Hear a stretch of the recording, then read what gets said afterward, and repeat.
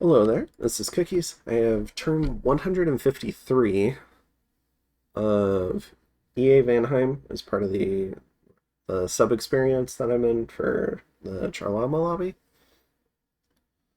And I forget if it's this turn or next turn, but the player for Yomi ends up kind of going AFK on us.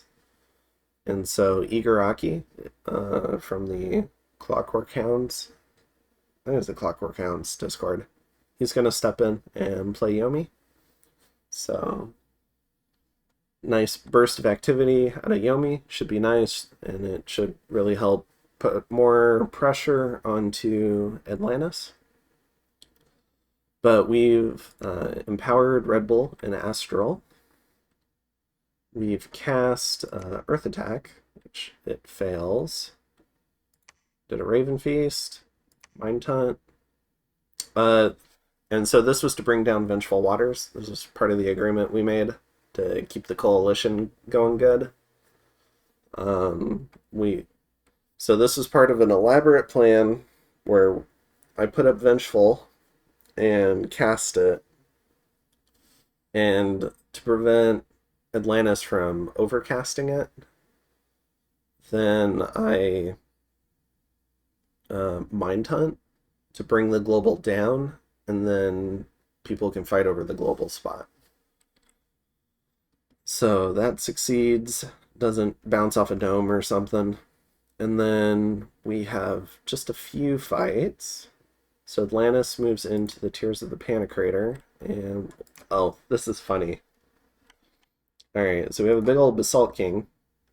Lots of gear. So 15, 25, 50, 55, 60. So 70 gems worth of gear. 6, 7, with the potential for 14 in discounts. But, 51 hit point, size 5 big old Basalt King. Anyways, he runs into our Merc, which is Sog the Hydromancer. But Sog comes with a monster fish. And we've run into a lot of Atlantean monster fish in this game. So it feels good to show Atlantis how annoying monster fish are. But yeah, he gets raged, so he's inconsistent, but then he charges in, hits the monster fish for, 28 damage, really big hit, but then ends up getting swallowed. So monster fish OP kills 70 gem Basalt King in one hit. And then in the green sink, we have an Atlantean counterattack. So the Juggernauts finally come out, so we have an opportunity to kill the Juggernauts. We have another Basalt King here. And this guy's got 30, 40, 50, so 60 gems worth of gear. This guy's got 30, 55, 65, 75 gems worth of gear. So we have two more Basalt King SCs. The Horror Harmonica Golem is back. We have a bunch of Warriors of the Deep and a bunch of Juggernauts. However, we do have a big old force of for Vanheim. So we've got all these devils, which are on, I think, turn 1 attack to try and disrupt things. We have heat-resistant vampires, so that's why they're standing in the middle of the devils. I think we have 3 vampires mixed in here. We're putting up a lot of the late game buffs. I think we're missing maybe a big water mage and a big fire mage, but I think a lot of the other magic paths are represented, in terms of deep magic paths. We have high death, we have decent astral coverage, a couple of few S3s. We brought the friendship hat. We've got some high earth mages, so we have this Troll King, we have the Tart. And yeah, that's another. I think all the vampires should be heat resistant. Oh, this one's not. Most of them are, because I was worried about maybe a flames from the sky or something. Brought our little gnome, another high earth mage. So, Ivy King for high nature. Brought this guy, brought this guy. So, and then we have a bunch of chaff. So a big chaff screen in the front, and then the devils can jump in the back. And then the draconians are probably on hold and attack. So, Wailing Winds is already up because of the horror harmonica. So let's go ahead and check it out.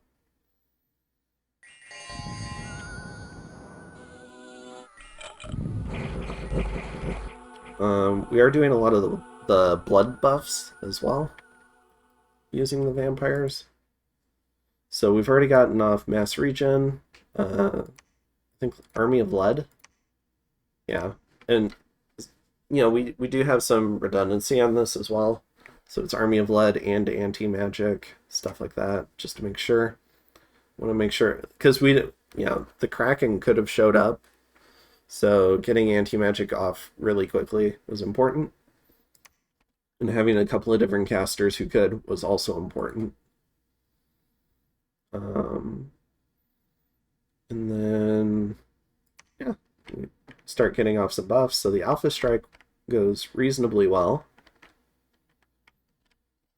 I think, has anyone died yet? This guy's already died, so... Oh, gets hit from... So we did have a little bit of life for a life spam readied up. And I think he had exactly 51 hit points. So that sucks for him. I didn't notice that when I first watched it. That's really unlucky. So one of the Basalt King Thug or SCs is dead right off the bat. And we're trying to work down these 200 hit point juggernauts. We got relief up.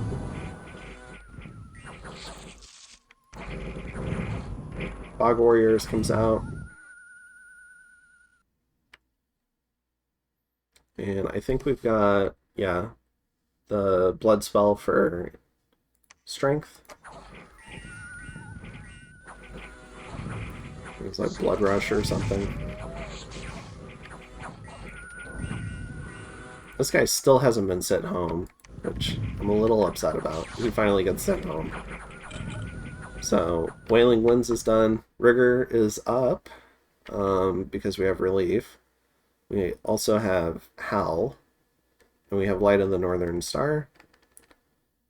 In terms of...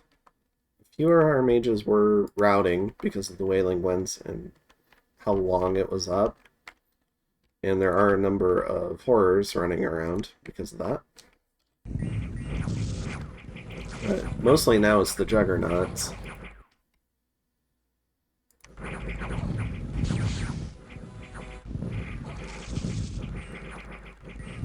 Devils are doing work. We do have some GSS thugs out too, some Jarls. So we recruited some for this attack. So we've also got this guy. We do have a little bit of Weapons of Sharpness put out as well. So I think we did some Weapons of Sharpness.